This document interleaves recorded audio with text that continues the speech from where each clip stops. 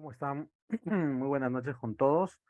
Una vez más, bienvenidos por este medio para poder continuar con nuestras conversaciones y sobre todo para poder compartir con ustedes algo de conocimientos, algo de información. Así que vamos a dar inicio. Como siempre y de costumbre, pedirles a todos los que puedan encender sus cámaras para poder vernos por este medio. Les voy a agradecer bastante. Vayan preparándose para las clases que vienen, por favor. Sí voy a necesitar cámaras prendidas. Entonces, para que lo tengan en cuenta, por favor. Como siempre les repito, es por un tema de empatía con quien les habla, para poder vincularnos, tenerlos presentes, por este medio, ¿sí? Muy bien, voy a empezar a compartir entonces mi pantalla para poder iniciar con nuestro tema del día de hoy. Y ya saben que cualquier duda, consulta o pregunta que tengan, sin ningún problema, lo pueden hacer por este medio, por el chat o levantando la manita. ¿Ok? Muy bien. El día de hoy vamos a ver brevemente eh, lo que he dominado como introducción a la psicoterapia cognitivo-conductual. ¿Ya? Vamos a enfocarnos. Ok, Natalie, excelente, encantado. Vamos a enfocarnos básicamente en alguna información importante que nos va a ayudar a entender más cómo es el desarrollo del enfoque cognitivo-conductual, de la teoría cognitivo-conductual y cómo es que la vamos a aplicar en la psicoterapia, ¿ya? De forma muy básica, de hecho que es una introducción, ya en los cursos que vengan a continuación vamos a ver a profundidad cómo es que la vamos a ir aplicando, ¿sí? Y qué formas hay también de aplicación. Antes de adentrarnos a lo que es el enfoque o la psicoterapia cognitivo-conductual, es importante recordar que este enfoque parte o proviene de la unión eh, de dos teorías, ¿no? Que son parte de las grandes fuerzas en psicología. La primera de ellas es el modelo conductual de la psicología, ¿no es cierto? Y este modelo conductual tiene cuatro grandes exponentes, ¿no? De los más reconocidos en todo caso, quienes son Ivan Pavlov, John Watson, Skinner y Edward Thorndike. Cada uno de estos cuatro autores, de estas cuatro personas, cada uno en sus diferentes experiencias, lograron a través de experimentos básicamente poder introducir, ¿no es cierto?, a través del uso de la ciencia, eso es muy importante, por favor, tenerlo en cuenta, algunos componentes explicativos para poder entender la conducta. Eh, de estos cuatro, tres, Pavlov, Skinner y Thorndike, establecieron sus experimentos en animales, ¿no es cierto? Y se ayudaron de este descubrimiento con animales, ¿no? Esta experimentación con animales, para poder ir explicando y entendiendo el comportamiento y la conducta también de las personas. Como todos recordamos, en su experimento Pavlov trabajó con un animal, con un perrito, al cual luego de una serie de repeticiones llega a emparejar, ¿no es cierto?, a condicionar un estímulo neutro que viene a ser este sonido de la campana, ¿no? Eh, que luego genera un estímulo incondicionado, ¿no?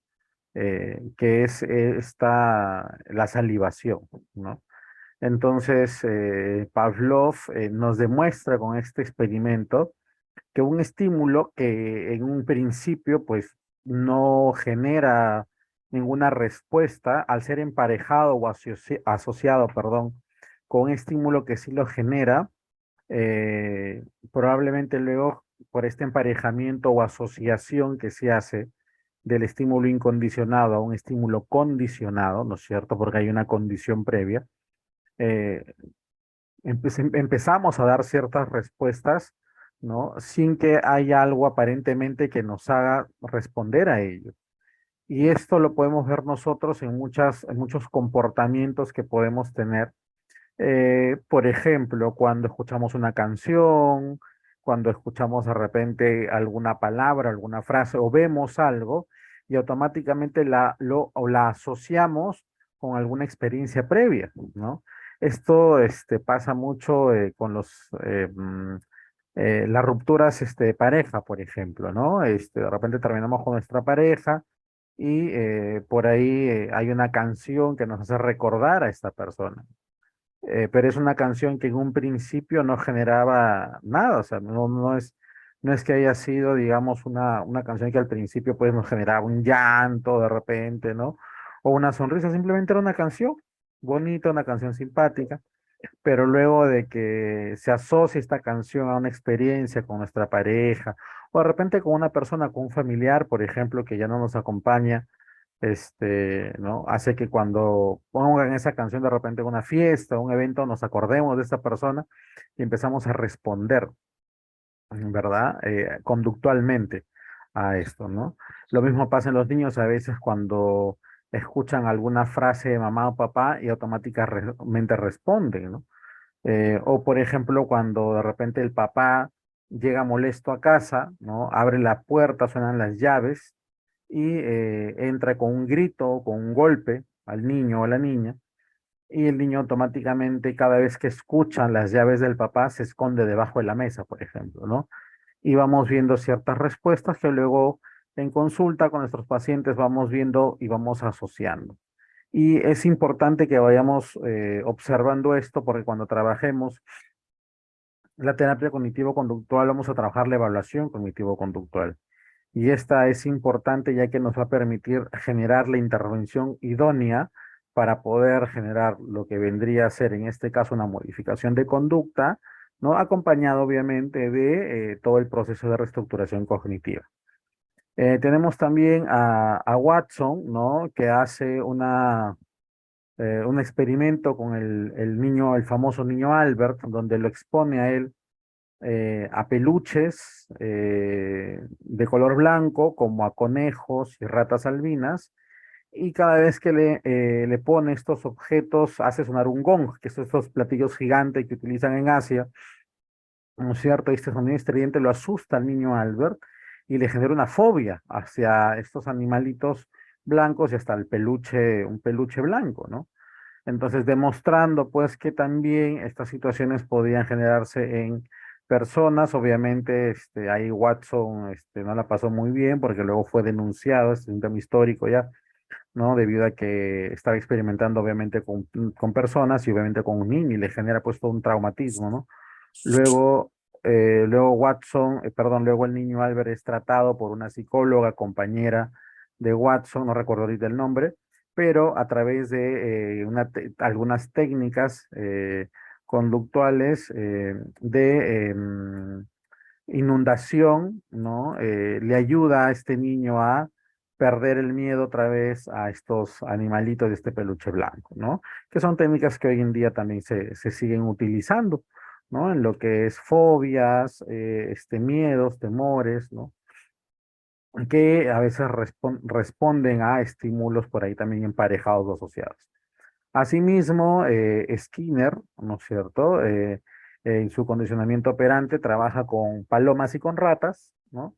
Donde él pues observa que estos animalitos, al ser reforzados, ¿no? De alguna manera, pues podían repetir una conducta, ¿no? Y es muy importante el trabajo de Skinner, sobre todo en cuanto a las teorías del aprendizaje, porque nos ayudan a no solo entender, sino también a poder trabajar e intervenir en cuanto a el uso de reforzadores y castigos, ¿no? Para poder modificar conductas o comportamientos en niños, ¿no? Sepan ustedes que hoy en día hay una técnica que se conoce por sus siglas en inglés como ABA, que se utiliza mucho para modificación de conducta en niños con TEA, ¿no? Y tiene muy buenos resultados.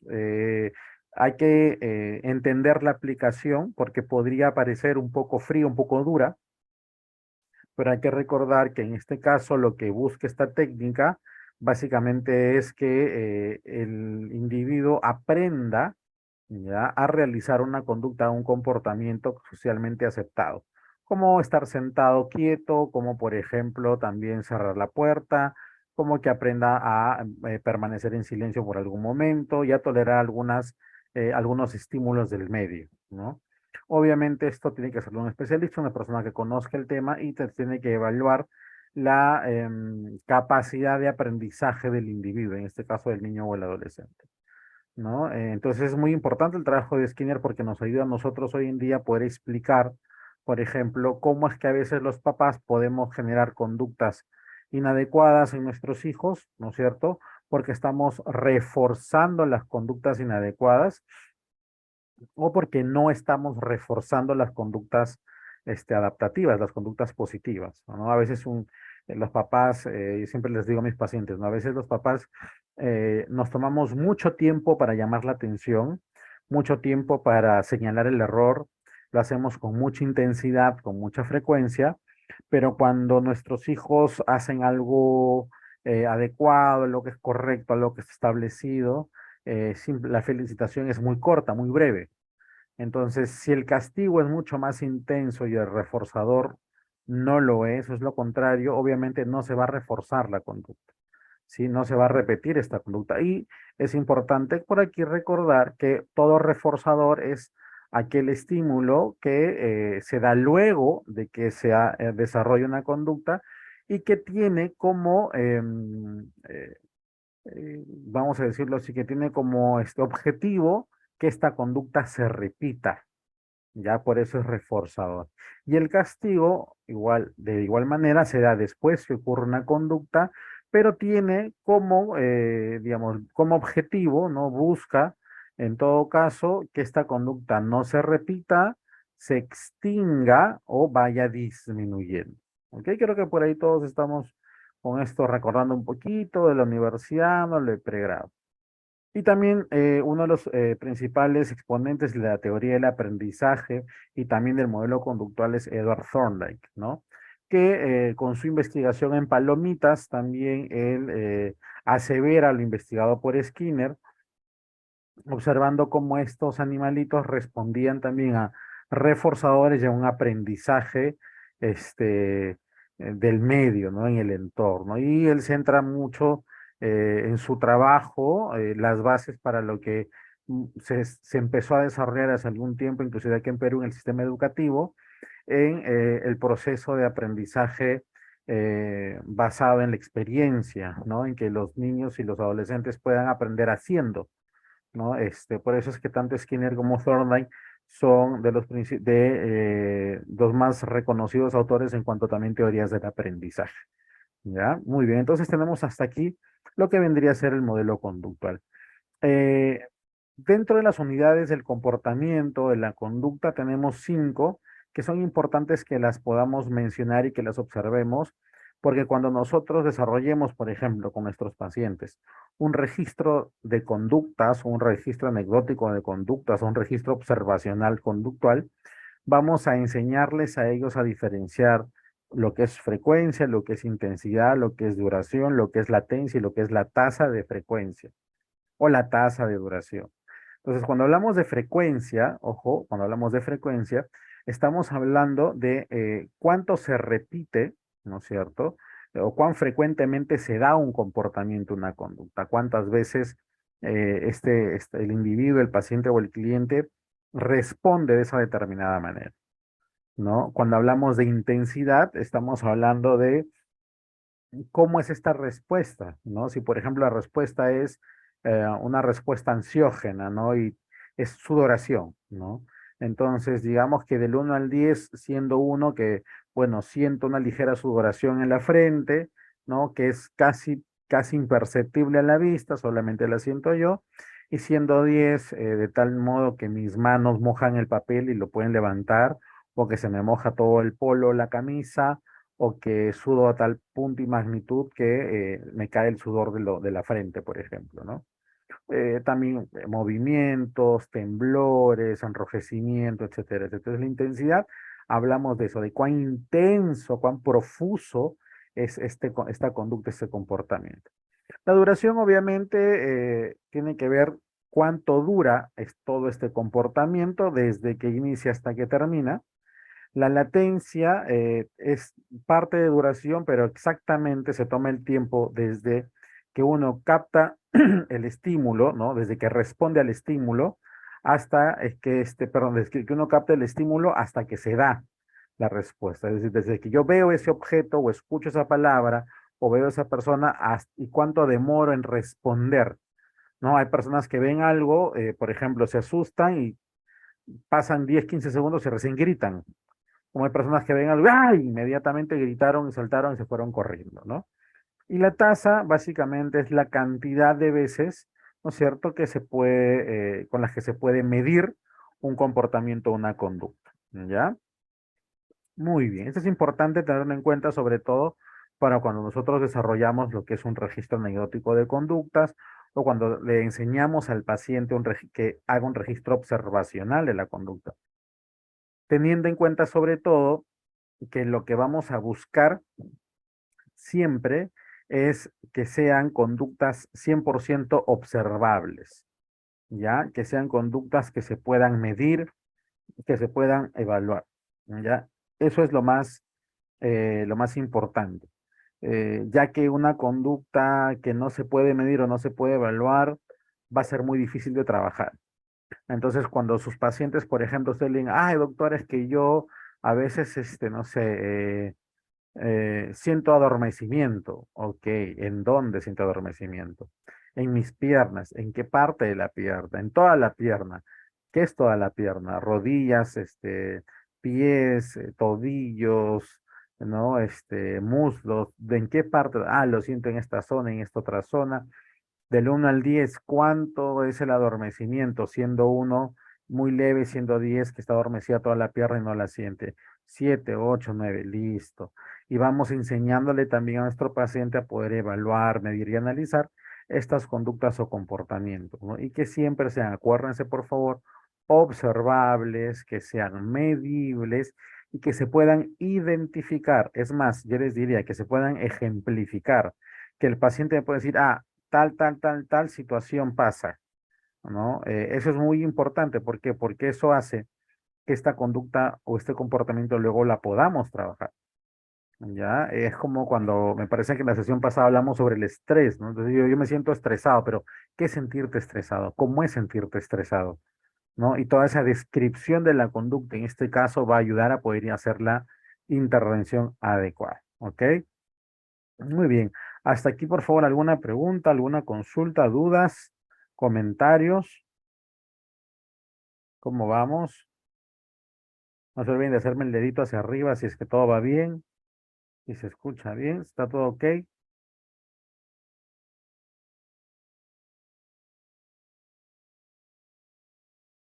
Ok, asumo que sí. Muy bien, voy a continuar. Ajá, ya me están avisando por acá por el chat. Muchas gracias. Ah, ya, y muchas gracias. Perfecto, perfecto, ok. Que si yo no los veo, no sé cómo van. Por eso es también que me gusta que prendan las cámaras. Porque no veo sus caras, no veo sus rostros, entonces digo, no sé si me estarán entendiendo. ¿Ya? Muy bien. Ahora vamos al modelo cognitivo. Eh, el modelo cognitivo, ¿sí? Tiene un énfasis muy especial en lo que son las cogniciones, ¿sí? Cecilia, ajá. Vi recién tu pregunta. Esto se trabaja en todos los casos. ¿Te refieres a este tipo de registro anecdótico de conductas, de registro de observación, Cecilia? Buenas noches, sí, a eso me refiero. No, sobre todo los vas a trabajar en casos donde tú observes o analices o evalúes según la intervención que vas haciendo sobre la historia, eh, si es que el paciente está enfrentándose a una situación tipo conductual que desencadena todo el proceso ansiógeno, por ejemplo. Ya, supongamos, un paciente que está respondiendo ante un miedo, una fobia o ante, por ejemplo, una adicción con determinada conducta o comportamiento previo al suceso de adicción, por ejemplo. Digamos, este es un paciente que antes de tomar o antes de fumar o antes de inhalar una sustancia, tiene una conducta que siempre sí o sí suele hacer. Entonces, a veces, porque no es siempre sí o sí, pero en mi experiencia, es en la gran mayoría de las veces, cuando nosotros podemos cambiar esa conducta o podemos disminuirla o extinguirla, las conductas que prosiguen se detienen. Es como en una manifestación emocional. Yo tengo mucha cólera, por ejemplo, ¿no es cierto? Y empiezo a sentir que la sangre se me va en la cabeza, empiezo a ponerme colorado, me veo colorado, siento mucha calentura en la cabeza y en las orejas y le lanzo una mala palabra a mis hijos. PTM, váyanse a la miércoles, tú, ta, ta, ta, ta, ta, ta. Y luego lo que viene es coger al primero que encuentre y darle de nalgadas. Entonces, ahora yo reconozco esta sensación en mí y antes de empezar a decirles cosas a mis hijos y darles nalgadas, respiro profundamente y me voy de mi casa, salgo al parque a dar una vuelta, un par de vueltas al parque, me voy a comer un chicle, me voy a tomar un agua, me voy a la tienda a comprarme un caramelo o me voy al refrigerador y cojo un cubo de hielo, me lo meto a la boca y empiezo a jugar con el cubo de hielo en la boca. Conforme voy respirando, me tranquilizo y voy pensando en qué es lo que me molestó, qué es lo que hizo que yo me sienta así, y voy luego y converso con mis hijos. Entonces, pero para poder desarrollar todo eso, tengo que saber qué es lo que le está pasando a mi paciente, qué situaciones están aconteciendo en ese momento. ¿Sí? Ahora, en todos los casos se da, no necesariamente, ¿por qué? Porque a veces el paciente no es tanto de conducta, sino es más de cognición, de pensamiento. Entonces requiere más que evaluar el comportamiento o ver cómo está el pensamiento. Ya, entonces no necesariamente en todos los casos tenemos que trabajar temas conductuales o observación de conducta. ¿Cuáles son los casos que más se deben trabajar? Tomen nota por ahí, ¿ah?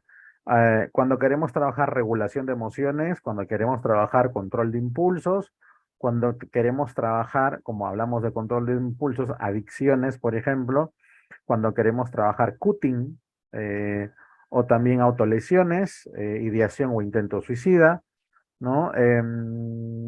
Fobias específicas, trastorno obsesivo compulsivo también, sirve bastante, para el TOC muchísimo, entre otros, ¿no? Pero principalmente en esos, que tienen más que nada un componente, digamos, primordialmente conductual. Ya, cuando se acompaña conductual con cognitivo, también trabajamos lo cognitivo. Muchas gracias por la pregunta, Cecilia. Espero haber respondido Gracias. a la pregunta. Sí, está ¿Sí? más claro. Ok, perfecto. Más claro. ¿Necesitas que esté más claro o es suficiente? No, sí, está bien. Sí, perfecto. Desea añadir algo más, bienvenido. Les pregunto esto porque de repente vuelo y no le entiendo, profesor, ¿qué me está queriendo decir? Dígamelo con confianza, por favor, ¿ya? Con mucha confianza, profesor, no le entiendo, pongo otro ejemplo, a qué se refiere, cómo así, cómo sería en esto, cómo sería en aquello, ¿sí? Con pacientes distraídos, Samuel, mm, sí, pero hay que enseñarles, o sea, como son distraídos, por ejemplo, en TDAH, ¿no? Habría que enseñarles mucho cómo desarrollar la capacidad de poder prestar atención en sus conductas. Entonces, generalmente se debería trabajar con ellos a la par, según el diagnóstico con un psiquiatra, ya, para poder de esa manera, de repente, ayudarles a prestar más atención. Hay un par de medicamentos hoy en día que se han desarrollado para pacientes con TDAH que mejoran mucho la atención, ¿no? Pero son específicos para pacientes con TDAH, ¿ya? No es para una persona que no tenga, una persona que no tiene nada, toma esos medicamentos, sí va a tener más memoria, se va a concentrar más, pero luego le va a pasar la factura neurológicamente, ¿ya? ¿Por cuántos días es el registro? Generalmente los registros se hacen semanales. ¿Por qué? Porque nuestras conductas más habituales se van repitiendo. Entonces hay que saber detectar conductas habituales de conductas espontáneas, ¿no? Si no, el paciente va a terminar apuntando en su agenda o en su cuadernillo de registro, pues 85 conductas que tenga en el día, ¿no? Y lo ideal es que él pueda entender qué conductas se asocian al motivo de consulta que está trayendo. Pero lo, este, digamos, lo que más o menos se trabaja es semanal. Son registros semanales, ¿ya? Para ver cómo es que el paciente va adecuando. Ahora, no es que el paciente va a registrar lo que pasó el lunes, lo que pasó martes, lo que pasó miércoles, no. El paciente registra en situaciones X, ¿no? Específicas cómo responde. Por ejemplo, cómo responde a la alegría, cómo responde al enojo, cómo responde al miedo, cómo responde al ver a su papá, cómo responde al ver a su mamá. Ah, el registro es muy puntual según la situación en la que se esté enfrentando el paciente en ese momento. Ya no es un registro de qué es lo que yo hago todo el día, es un registro de qué es lo que hago yo antes de, por ejemplo, el consumo, durante y después. Miren, otra que yo estaba utilizando muchos registros con mis pacientes, por ejemplo, y justo me acabo de acordar cuando dije antes, durante y después, para temas de eyaculación precoz y disfunción eréctil, por ejemplo. Últimamente estoy teniendo pacientes, varios, con temas de disfunción que tienen que ver con causas psicológicas, ¿no? Principalmente sentimientos de culpa, la gran mayoría, sentimientos de culpa por infidelidad y también estrés, ¿no? O temas emocionales o problemas de pareja también. Entonces, con ellos se trabaja, ¿no? Y ahí tenemos que ser muy específicos. Desde el momento que ellos empiezan a querer tener relaciones con su pareja. Y eso puede ser, por ejemplo, en la mañana. Estoy en el trabajo, doctor, me dicen, por ejemplo, en la mañana y mi pareja me manda un mensaje, me dice, hola chiquito, nos vemos en la noche. Y desde que ella me dice, hola chiquito, en la noche, nos vemos en la noche, yo empiezo a ponerme nervioso, me tiemblan las piernas, se me adormecen porque ya, pero ojo, acá trabajo también con pensamiento, ¿no? Dicen, empiezo a pensar que voy a fracasar cuando nos veamos en la noche, que no voy a poder tener una buena erección, o que voy a eyacular rápido, y me dan nervios, y empiezo a pensar en esto. Entonces, el registro ahí no solo es conductual, sino también es del pensamiento, ¿tá? Que lo vamos a ver en un ratito para no adelantarme. Pero en este caso, más que registrar todo lo que hace es tener en cuenta que el registro va de acuerdo a la situación que parte del motivo de consulta o de la intervención que se está trabajando. Y eso hay que tenerlo muy en cuenta. Si no, vamos a tener un paciente que está escribiendo todo lo que hace en el día y no es la idea, ¿ya? No sé si con eso se entiende, por favor, y respondo a las preguntas.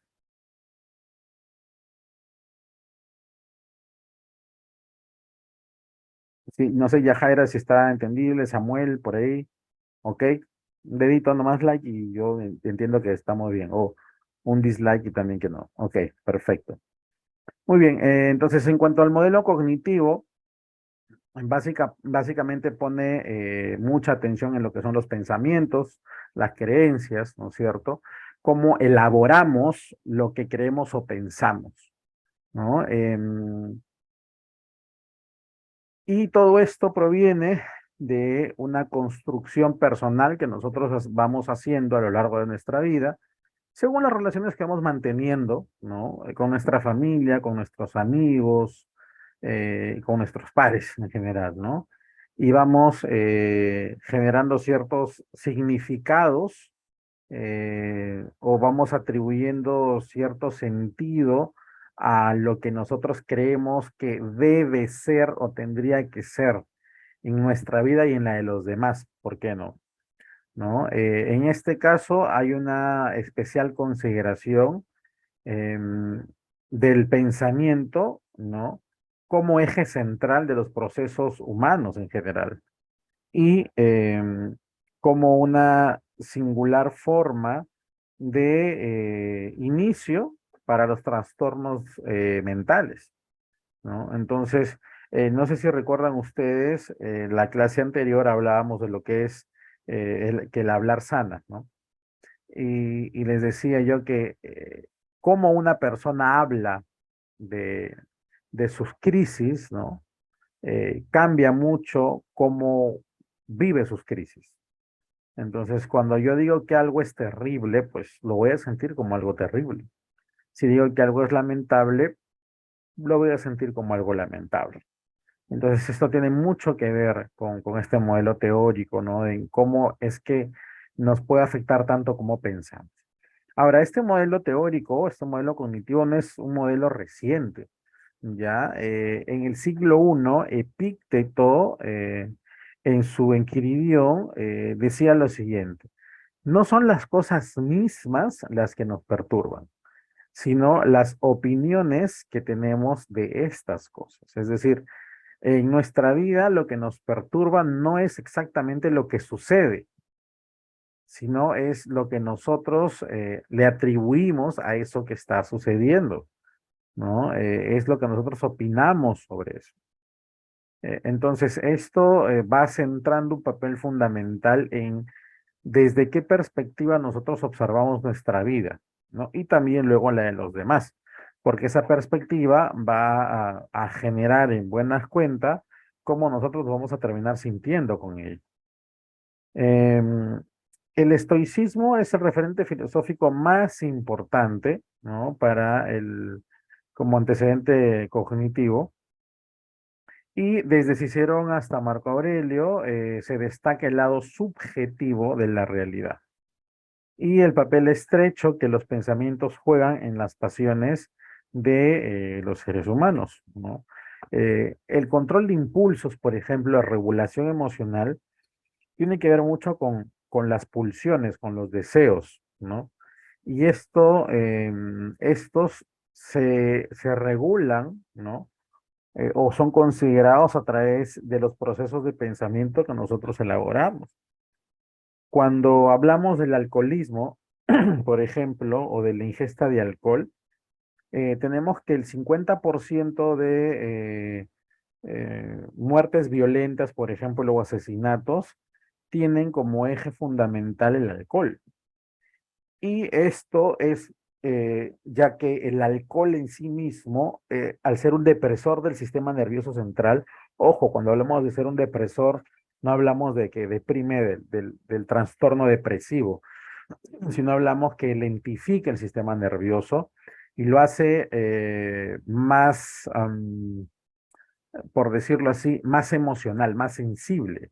Entonces es más fácil que se emocione, es más fácil emocionarnos.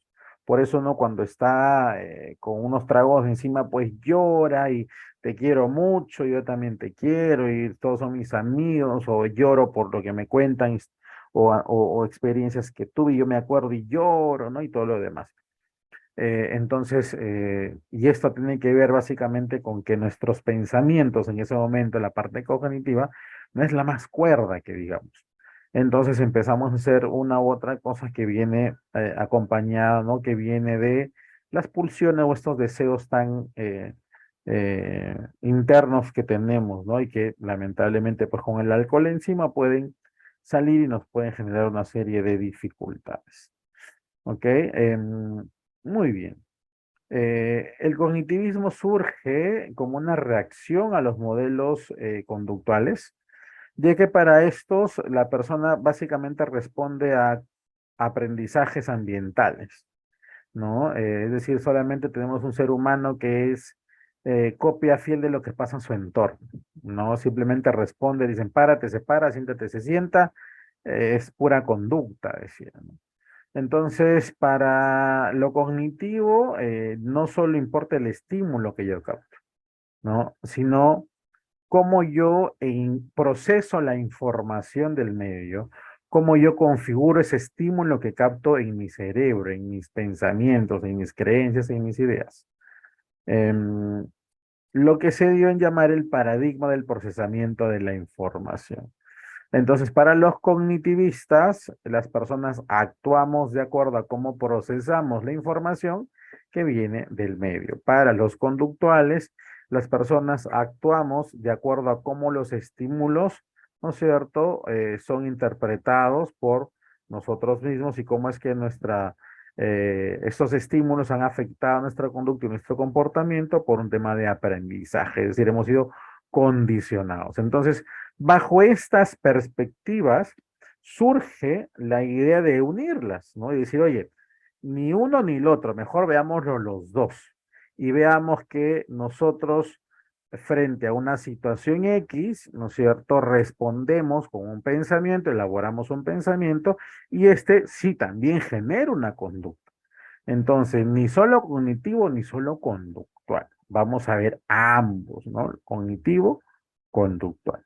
Pero es importante conocer cómo surge, es importante conocer cómo se van conectando, ¿no es cierto?, históricamente, en el ámbito de la psicología, para llegar a este punto medio que es el enfoque cognitivo-conductual. Ahora, ¿a qué le podemos llamar psicoterapia cognitivo-conductual o cognitivo-comportamental? Es una definición del doctor Luis Osvaldo Pérez, paz decano del Colegio de Psicólogos del Perú, que nos dice lo siguiente: es un conjunto de estrategias que se aplican, ojo, a los trastornos psicológicos per se y relacionados a otros aspectos de la salud, que son derivados de modernas teorías del aprendizaje, desde modelos experimentales a modelos clínicos, cuyo foco de atención es el comportamiento humano. Igualmente se nutre de otros modelos derivados de la investigación científica. Entonces, acá hay que tener algo muy en cuenta.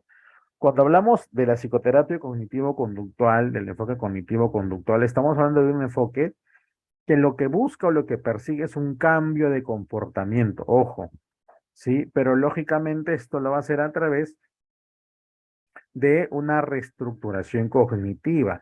¿Y a qué le llamamos reestructuración cognitiva? Porque seguro ustedes han escuchado mucho esta frasecita, ¿no? De la famosa reestructuración cognitiva o la reingeniería cerebral y otras frases como esta.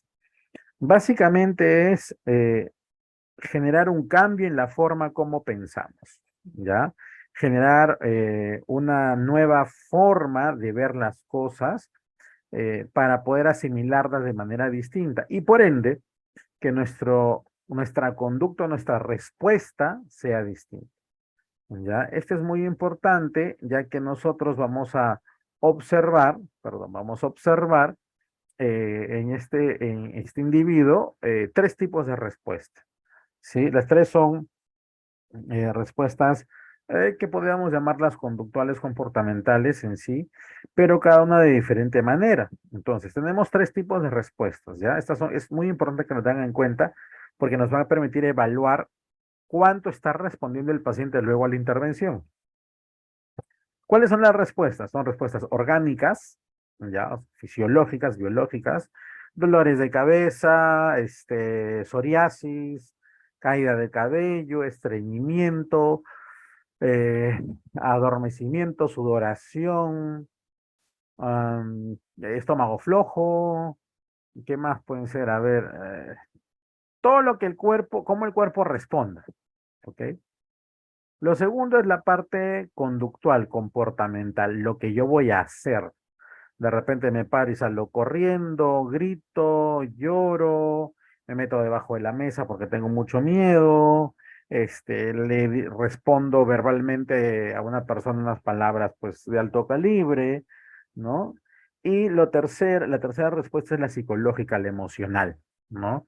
Lo que yo siento en ese momento. ¿Qué me hace sentir este pensamiento?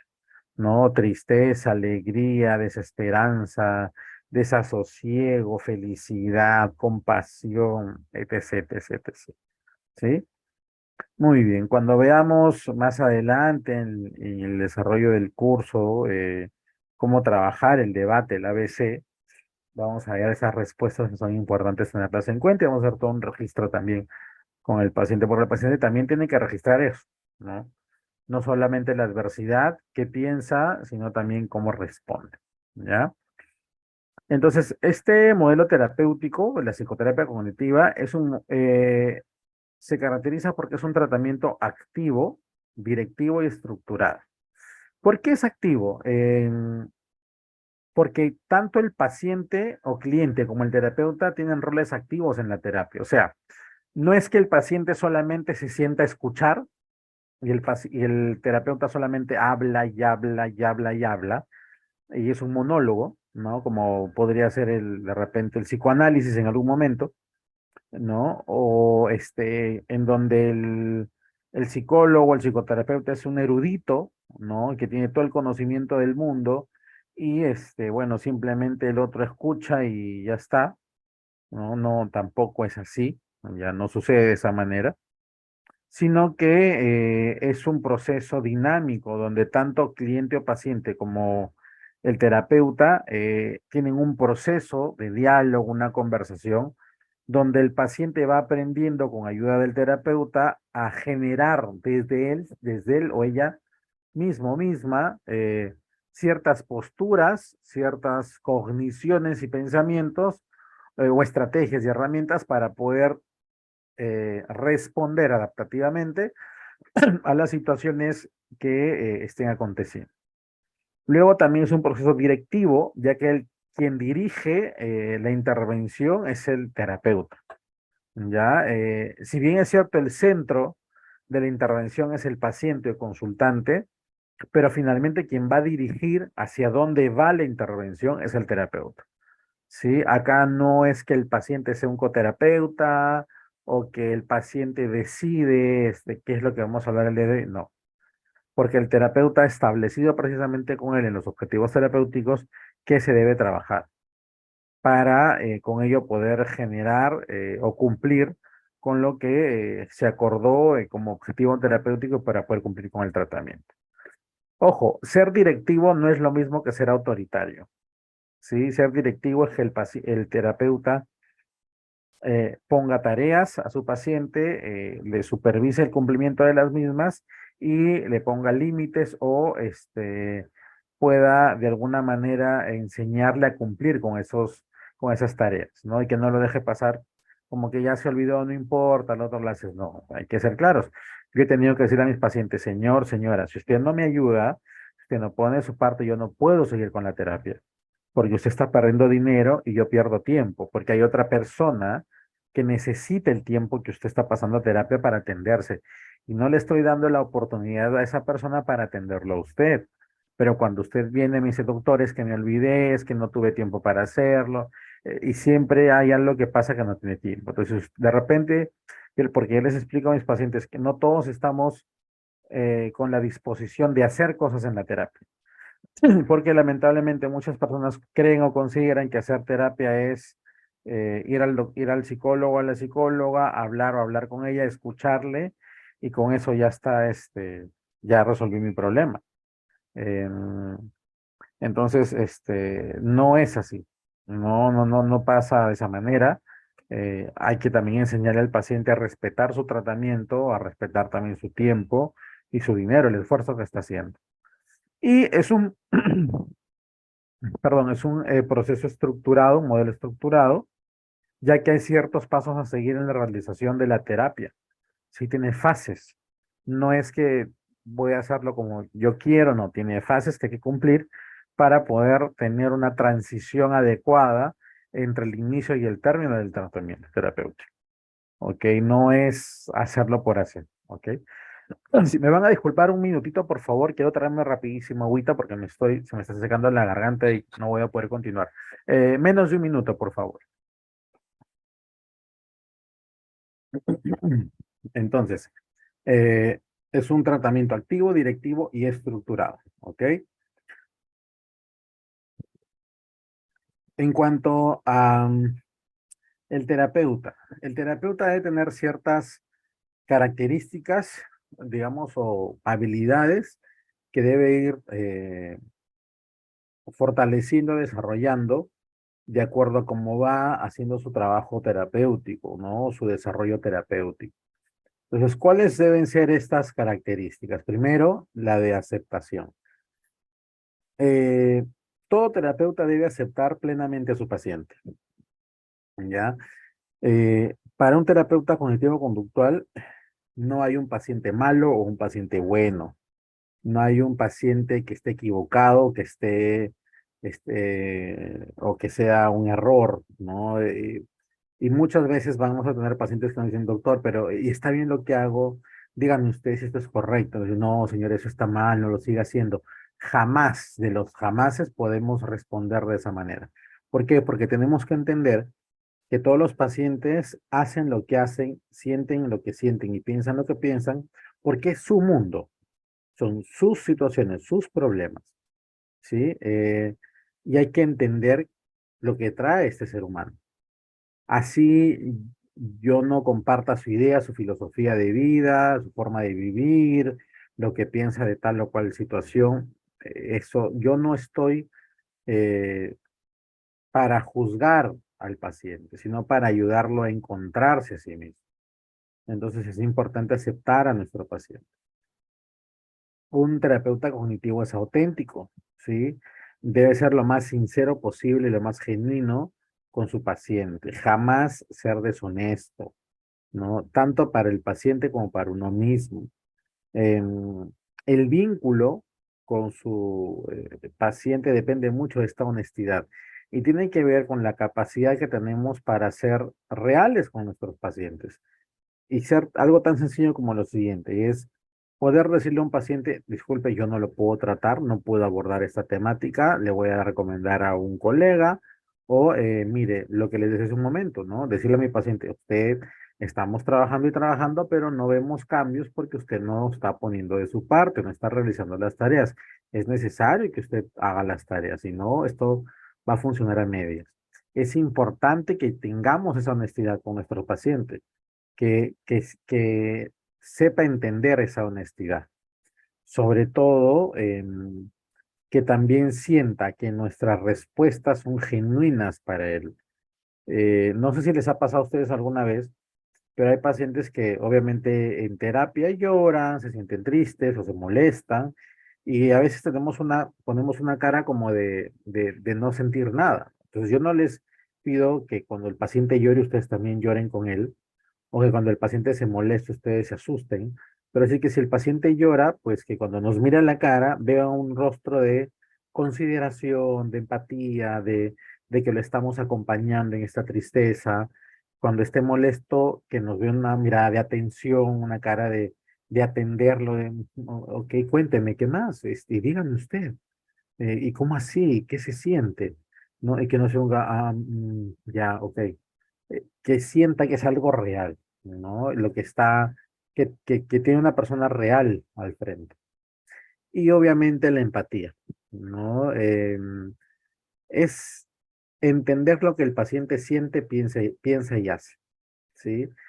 Así sea algo difícil de entender.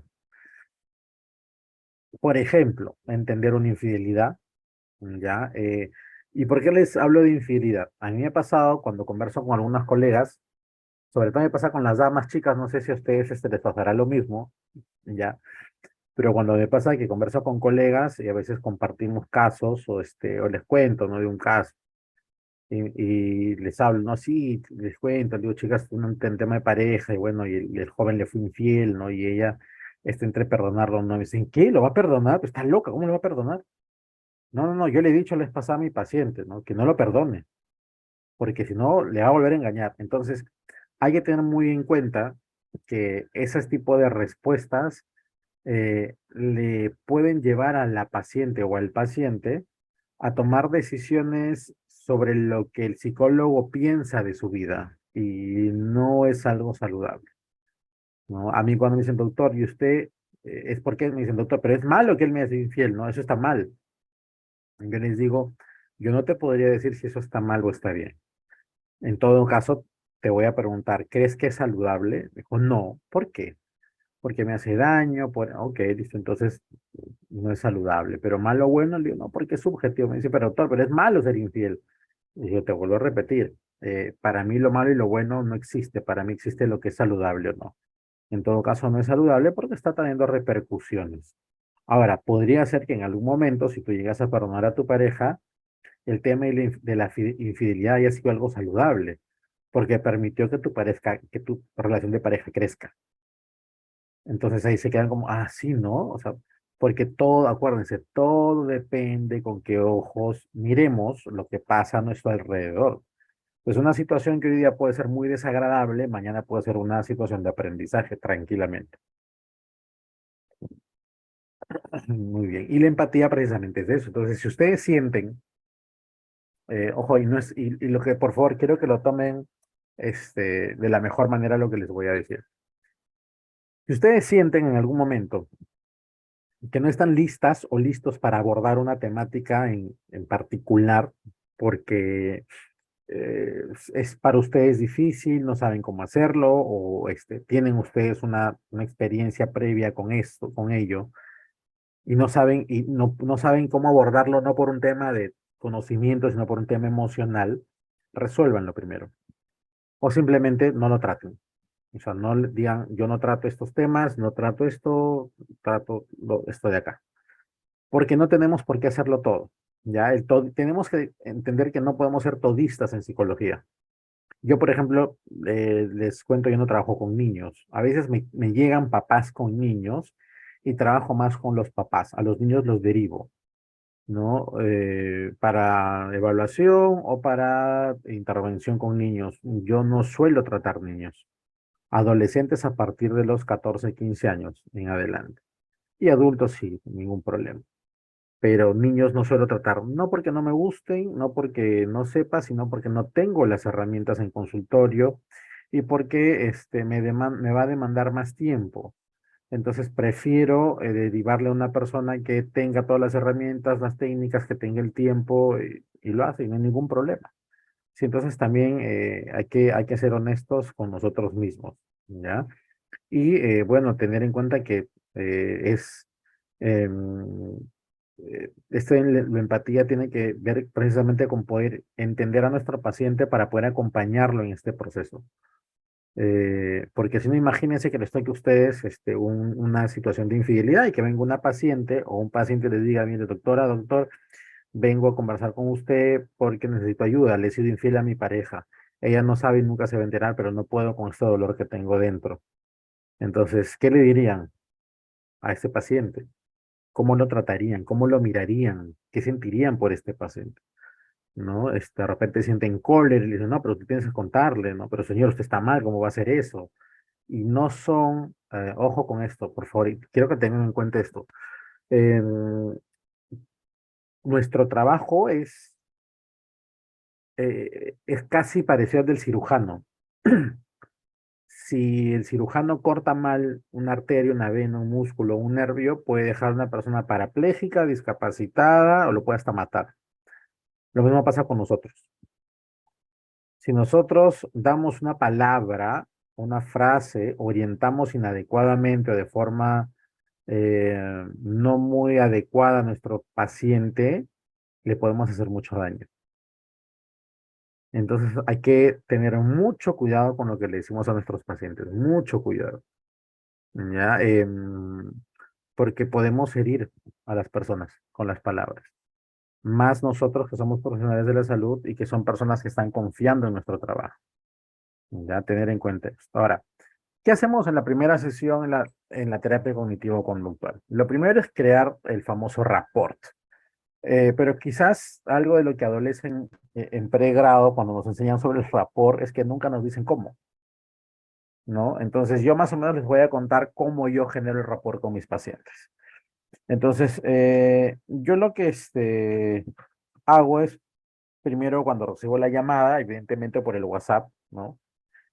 Contesto, tengo un mensaje, ya el próximo clase les voy a compartir mi celular, si me escriben va a salir el WhatsApp ahí, ¿no? El mensajito del WhatsApp, que desde ahí empiezo yo a trabajar ya con mis pacientes, ¿no?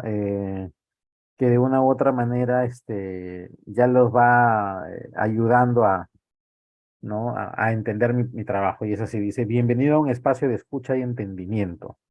Recuerda que tienes derecho a caerte, pero es tu responsabilidad ponerte de pie. Podemos iniciar este proceso juntos. Ese es el mensaje de bienvenida de mi WhatsApp. Y cuando contesto, siempre es, ¿qué tal? ¿Cómo está? Muy buenos días, buenas tardes, buenas noches, ¿con quién tengo el gusto? Fulano de tal. Dígame, ¿en qué te puedo ayudar? Con la voz que les estoy diciendo. Mi voz es así, no es inventada y nada por el estilo. Y creo que desde ahí es parte de generar esta confianza al paciente, te escucho. Me dice, ay, doctor, me dio su número, ah, qué gusto, sí, dígame.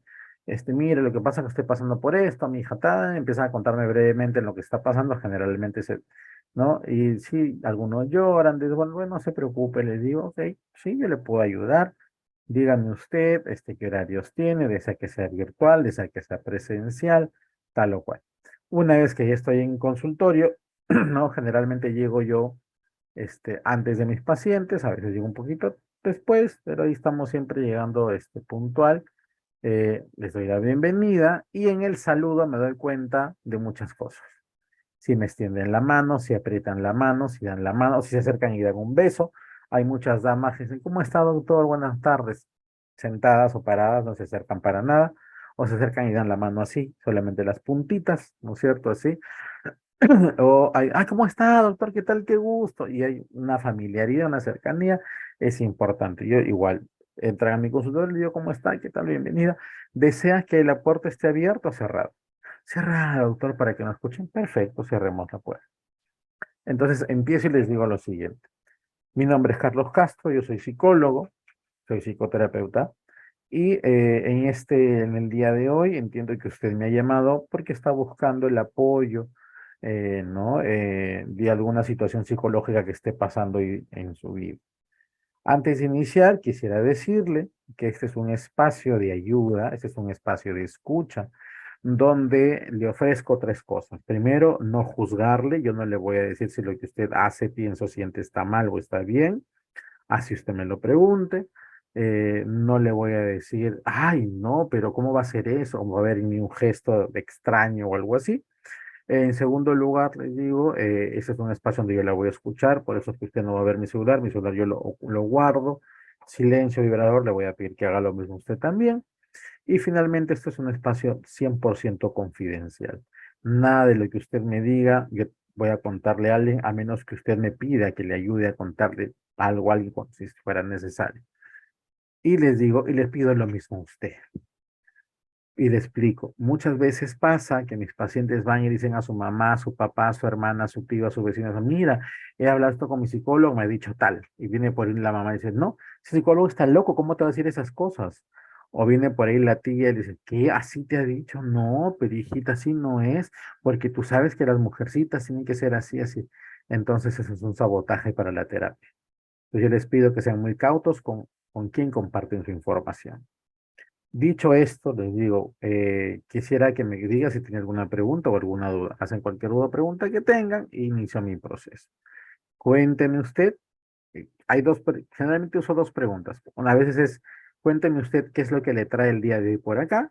O también les digo, dígame, ¿qué fue lo que le llevó a usted a recurrir a mis servicios?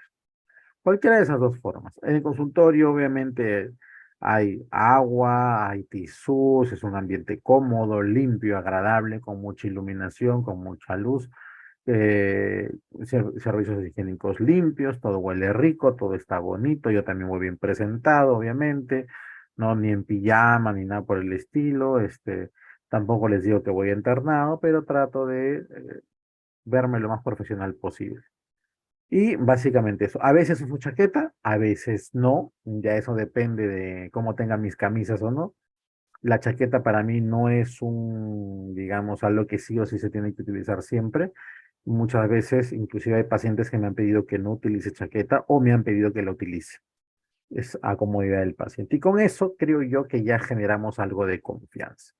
Algunos otros pacientes piden sus credenciales. A mí me ha tocado, dígame, doctor, disculpe, me dice que sea así, pero quiero que me diga dónde ha estudiado usted, qué es lo que ha estudiado, qué sabe, y ya le suelto todo mi currículum por ahí, pues, ¿no? Y algunos se quedan tranquilos, algunos, ya, te dicen, ok, listo. Bueno. Eh, También hay que iniciar al paciente en el TC, ya hay que explicarle en qué consiste el tipo de terapia que vamos a trabajar, ¿no? Ahí yo les explico lo que es el pensamiento, cómo funcionan los pensamientos en nosotros, lo importante que es la parte cognitiva, cómo respondemos conductualmente, fisiológicamente o orgánicamente. Y el paciente empieza a darse cuenta solito con esto, qué situaciones tiene o trae. Dice, sí, doctor, a mí me pasa eso. Sí, pues tienes razón.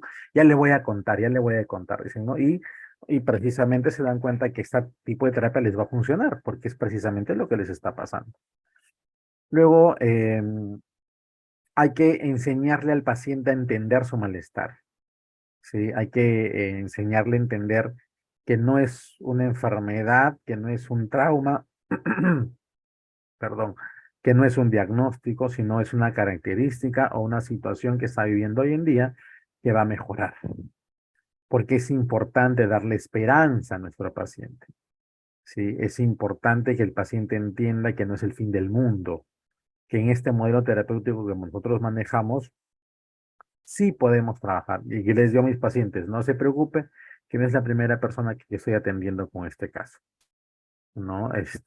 Porque los casos son más o menos parecidos, en el sentido que la situación o la experiencia que han vivido las personas es parecida, ¿no? Llámese depresión, llámese disolución de una pareja, llámese abuso, por ejemplo, infidelidad, pérdida de un familiar, depresiones, ansiedad, estrés,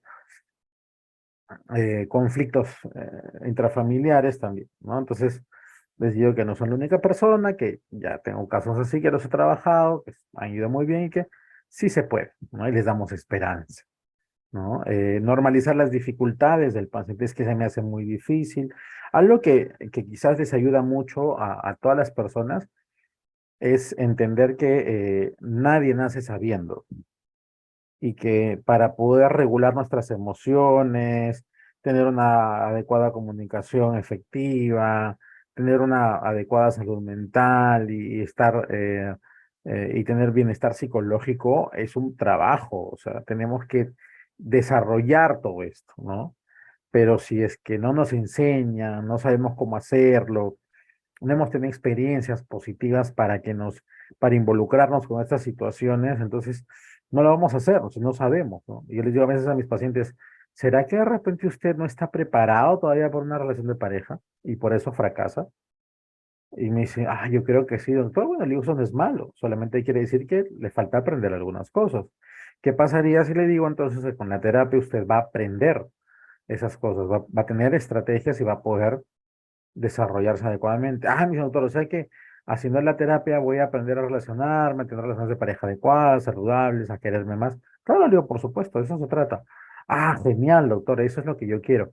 Entonces se involucran con el proceso, ¿no es cierto? Y se dan cuenta que, o sea, que equivocarse es parte de la vida, no es algo malo, ¿no? Es importante averiguar eh, y corregir las expectativas del paciente. Eso es muy, muy importante. Porque hay pacientes que dicen, doctor, yo vengo porque me han dicho que usted es una eminencia, usted es lo máximo.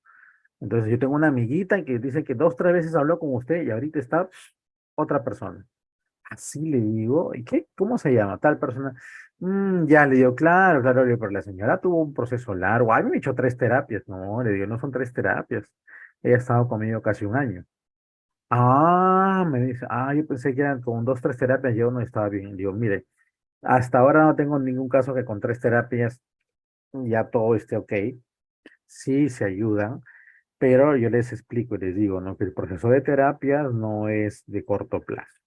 Es un proceso de mediano a largo plazo dependiendo de cómo vayan cumpliendo las tareas y cuánto se vayan acomodando al proceso, ¿no? Entonces, que no piensen que ya es otra cosa que les digo, no es solamente venir y hablar con tu terapeuta, es llevarte a casa las tareas que se han propuesto y hacerlas, ¿no? Si no es hablar con mi terapeuta y esperar una semana para la próxima sesión y solamente estoy bien cuando estoy en esa hora de sesión, y luego que salgo me va mal o no me va tan bien.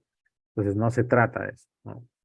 Recabar información acerca de las dificultades que puede tener nuestro paciente y utilizar información para plantear objetivos terapéuticos. Estos dos últimos puntos tienen que ver con motivo de consulta e historia, ¿no? Entonces, es importante analizar todas las dificultades que el paciente trae para ver qué hay que desarrollar, fortalecer o qué dificultades están generando lo que hoy día vemos, ¿no?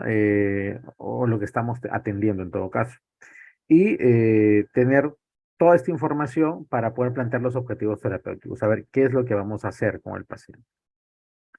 ¿Cuáles son las sugerencias de intervención? Ojo, ¿por qué hablo de sugerencias de intervención? Porque quizás son formas de intervención en terapia cognitivo-conductual que son más eficientes, pero también son las que están direccionadas a ciertas situaciones.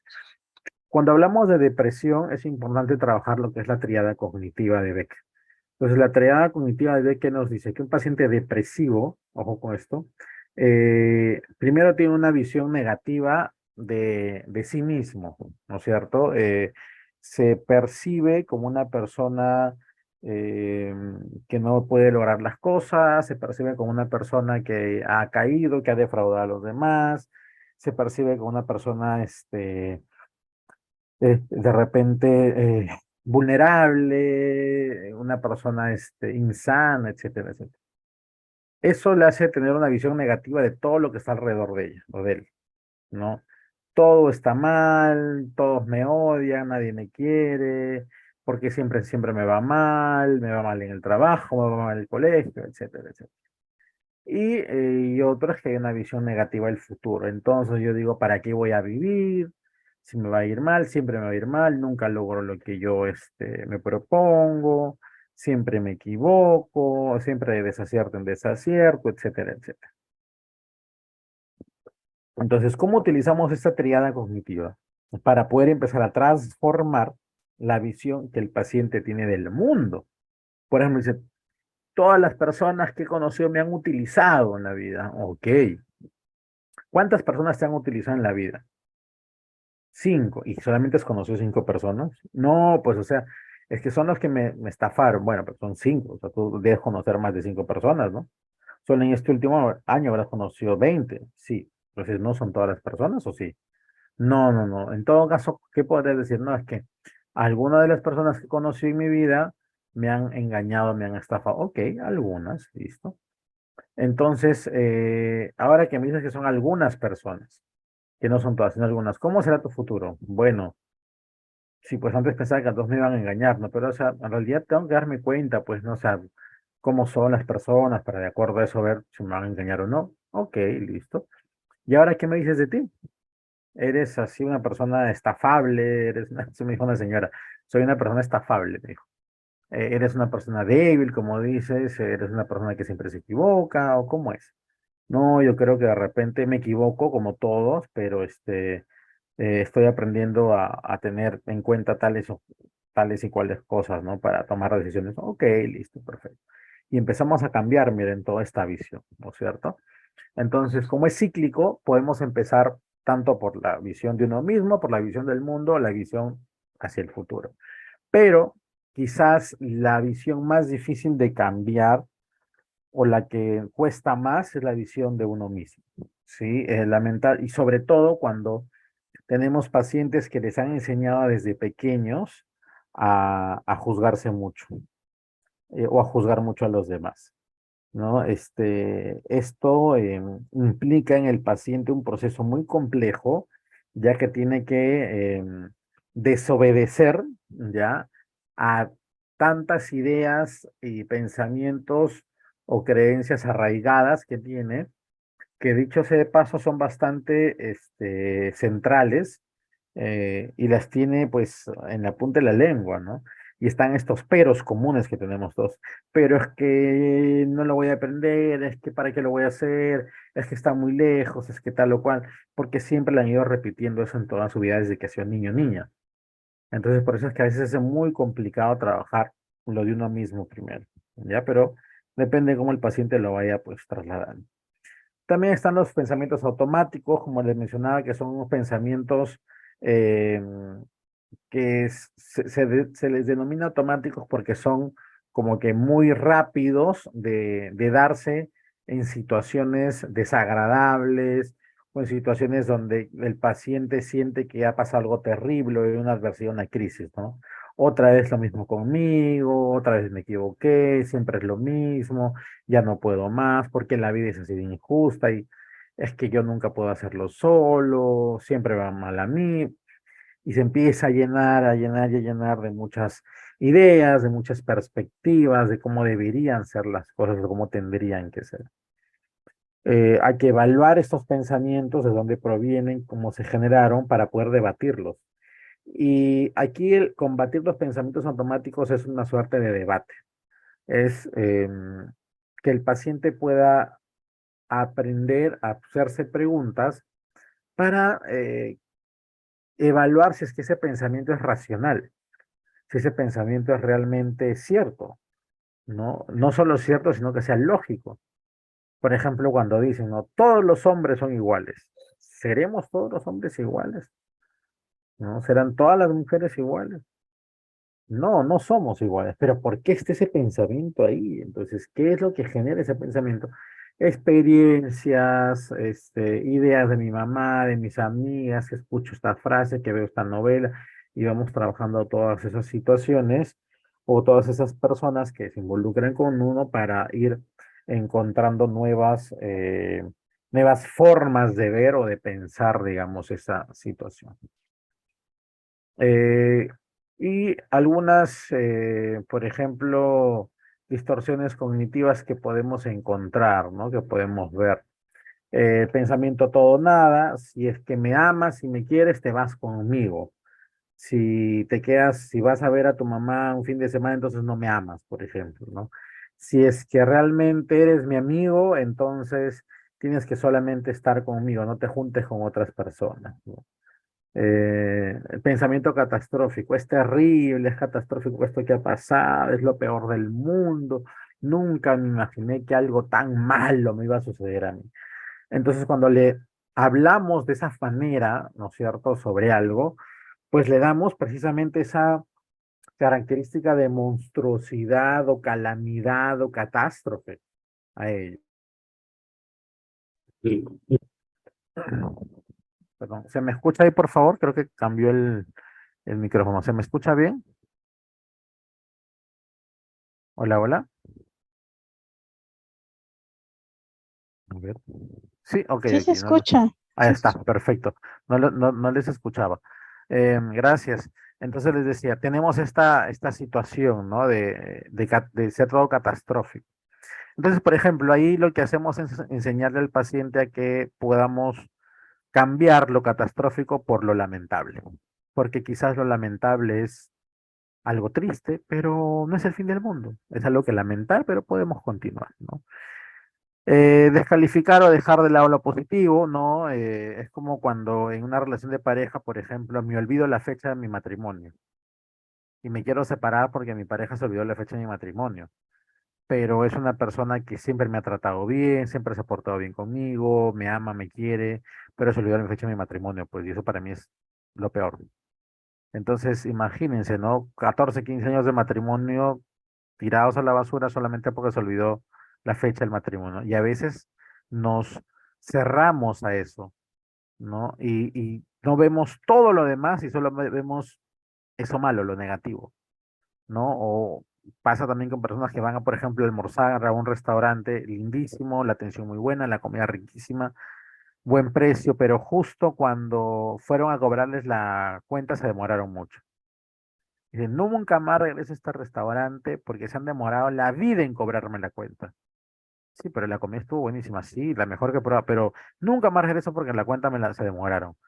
Entonces, y a veces si se dan cuenta, o sea, si vamos pensando, habemos personas así, ¿ah? Que tenemos esa situación de ver siempre lo negativo, siempre lo malo. Benjamín, muy buena pregunta. Voy a hacer ahorita una suposición en general, pero no quiere decir que pase para todos, ¿ok?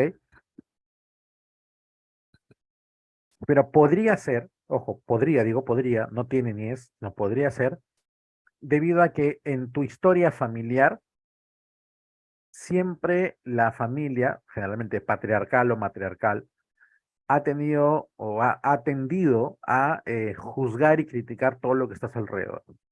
Si, por ejemplo, el papá se compró un carro nuevo, los tíos decían, sí, está bonito el carro, pero tú hubieses esperado a fin de año que bajaba de precio. Si la sobrina se iba a casar, sí, pero el chico con el que se ha casado no trabaja o es, es psicólogo o es médico siquiera. Siempre hay una tendencia a veces en las familias de juzgar hacia el otro. Acuérdense cuando la clase pasada hablamos de lo que eran los factores de riesgo y vimos cómo muchas veces tenemos que escoger aquello que vemos y escuchamos. Y a veces la televisión, las series, las películas son una gran influencia para nosotros para juzgar, minimizar los logros, como dice Snyder, por ejemplo, no saber felicitar, por ejemplo. No, cuando dice, pues está bien, pues tienes que estudiar, ¿qué quieres que te felicite? También tienes que sacarte buenas notas, ¿no es cierto? Esa situación. Para poder modificar eso, Benjamín, tenemos que partir de nosotros. Ojo, la modificación es con nosotros. Entonces, yo lo que hago con mis pacientes es que ellos se den cuenta cuando utilizan esas frases descalificadoras o frases que minimizan al otro y se corrijan. Digan, por ejemplo, un amigo dice, oye, ¿qué tal? ¿Cómo está bien? ¿Qué tal? Vi que viajaste. Sí, pues me fui acá de vacaciones a San Pedro de Yoco. A San Pedro, que acá cerquita, y pensé que te decía a México. Yo digo, no. Dije, no, amigo, disculpa, oye, ¿y qué tal la pasaste bien? Qué bonito, ¿qué tal San Pedro bonito? Oye, qué bonito, qué bueno que tengas esa oportunidad de viajar, ¿ah? Te felicito. Entonces vamos corrigiéndonos nosotros, pero tenemos que hacer el ejercicio de darnos cuenta.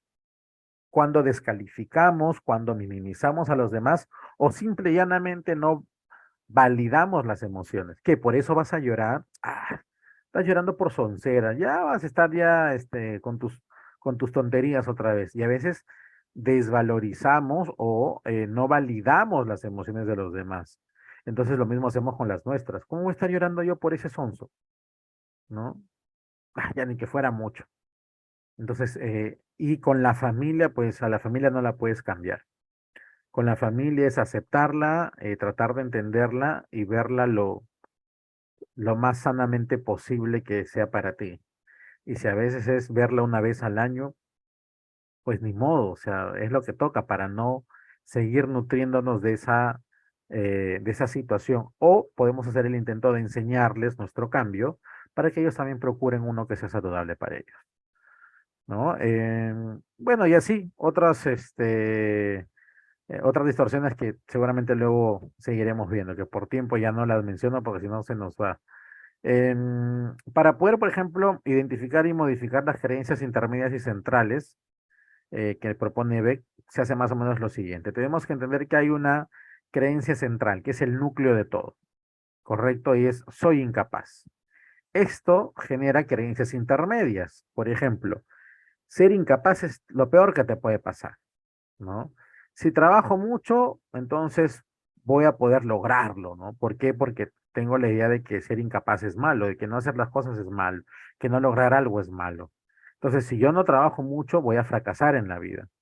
Entonces, ¿qué reglas me pongo? Debo hacer mi máximo esfuerzo, entonces me vuelvo un workaholic, un trabajólico, ¿no? Trabajo y trabajo y trabajo y trabajo y trabajo.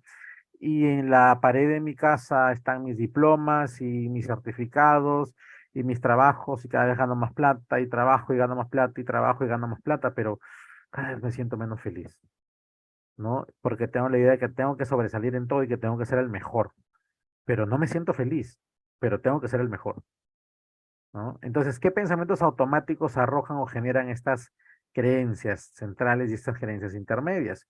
En un estado depresivo, eh, si me dan una tarea extra, no la voy a poder hacer, es muy difícil para mí, nunca voy a aprender, siempre he sido malo para esto, no sirvo para nada, etcétera, etcétera.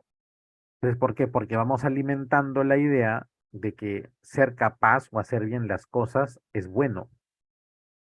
Y quizás este es uno de los principales factores que no hace felices a las personas. Y es que constantemente creen que no se pueden equivocar, que tienen que hacerlo todo bien. Y no es así. No tenemos por qué hacer las cosas bien. Debemos darnos la licencia de equivocarnos, porque simple y llanamente no somos perfectos. No somos seres perfectos, somos seres imperfectos. Entonces tenemos todo el derecho del mundo a equivocarnos. Finalmente, algunas técnicas utilizadas en TCC, que a veces no les ponen mucha atención o quizás no les dan la importancia que necesitan, las técnicas de respiración y relajación. La gente que te enseñe cómo respirar y a relajarte, esas cosas, ¿cómo vas a pagarle a alguien para que te enseñe a relajarte? Pues relájate a ver tú solo, a ver si sabes cómo hacerlo adecuadamente. A ver, respira y sabes cómo respirar adecuadamente. Pues no sucede así. Hay todo un mecanismo, un proceso de aprendizaje detrás de la respiración, de la relajación.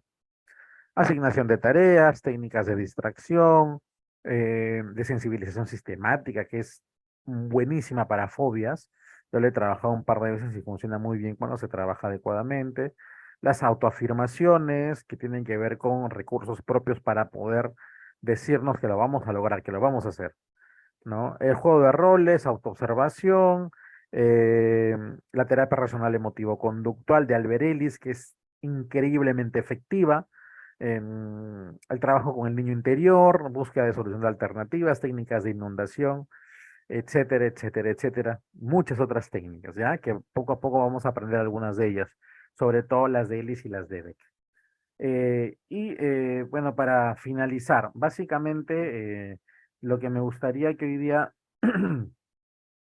podamos todos nutrirnos de alguna manera es que la terapia cognitivo-conductual tiene como objetivo, primero, que el individuo, que el paciente reconozca cómo es que su pensamiento o sus creencias desarrollan o generan en él ciertas conductas y comportamientos que no son adaptativos, que no son funcionales, y que a través de un ejercicio de aprender a pensar saludablemente, aprender a tomarnos el tiempo para pensar, para evaluar nuestras creencias, ¿no? Que a veces es un tema de shock con nuestra historia de vida, con nuestra familia.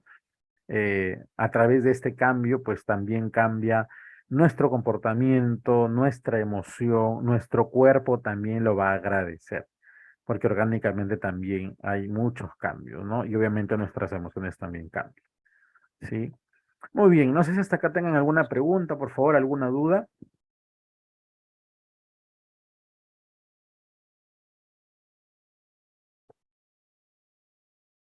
Si está todo ok.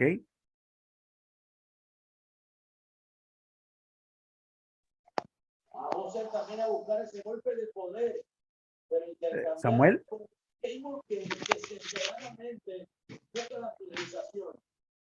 Samuel, ¿alguna pregunta? Ah, ok, se le fue el micro. Eh, hola, Samuel, ¿alguna pregunta?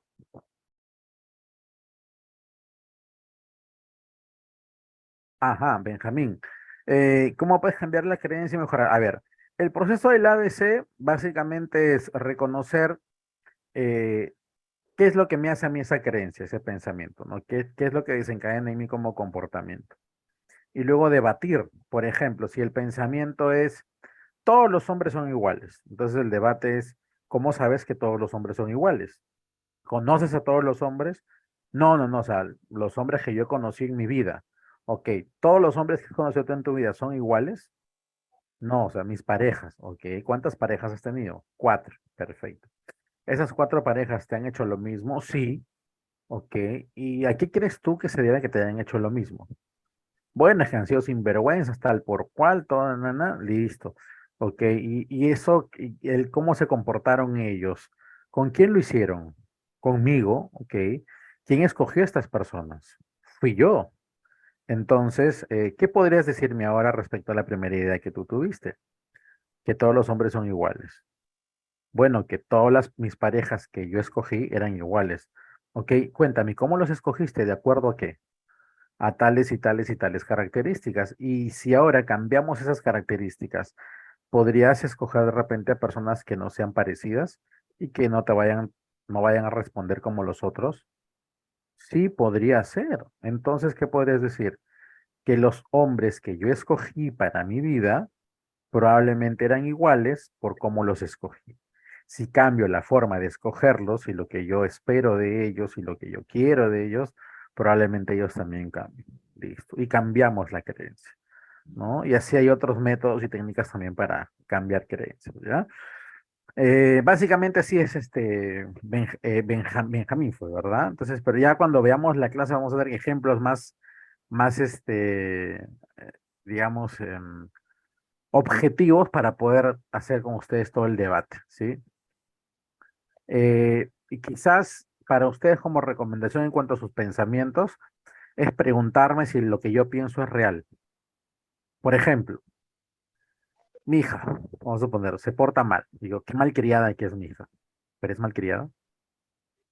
Sí, porque es malcriada. Le ha contestado a su mamá. ¿De cuántos años tiene? 8 años. ¿Qué le ha dicho? Te odio. ¿Por qué le ha dicho que te odio, mamá? Porque está molesta. ¿Y por qué está molesta? No lo sé. ¿Por qué no le preguntas? Pues de repente, porque está molesta, ha dicho te odio, no porque la odie. Pues de repente antes de ir y pegarle a tu y decirle, nunca más le digas a tu madre ni le faltes el respeto, pregúntale a esa niña qué es lo que está pasando con ella, por qué está molesta, para que descubras qué es lo que siente y le ayudes a descubrir sus emociones. Y dejas de pensar de esa manera. Entonces, preguntarnos si lo que pensamos es real, si tenemos alguna, digamos, si tenemos alguna prueba de que es real, es, es algo que debemos hacer todos. Por ejemplo, los supuestos, ¿no?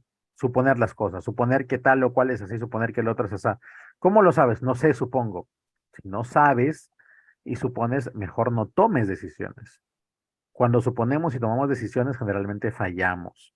Entonces, no tomen decisiones y van a suponer. Ya tienen que ser más objetivos. ¿Ok? Muy bien, estimados, nos vemos el próximo sábado ya con nuestro curso. Les pido por favor que ese sábado sí me prendan las camaritas, se vayan alistando. Necesito verlo, necesito compartir con ustedes estos espacios. Así que nada, ya nos estamos viendo el próximo sábado por este mismo espacio. Que tengan bonito domingo, que tengan una excelente semana también, descansen. Y bueno, ya estamos en contacto. Cuídense mucho, buenas noches. Buenas noches. Muchas gracias, profesor Carlos. Gracias a todos por su participación el día de hoy. Recordarles que esta, al ser una clase introductoria tiene una duración menor. Sin embargo, durante la duración del programa, cada clase dura 2 horas y media. ¿Listo? De 7:30 a 10 de la noche. Muchas gracias con todos. Que tengan buenas noches.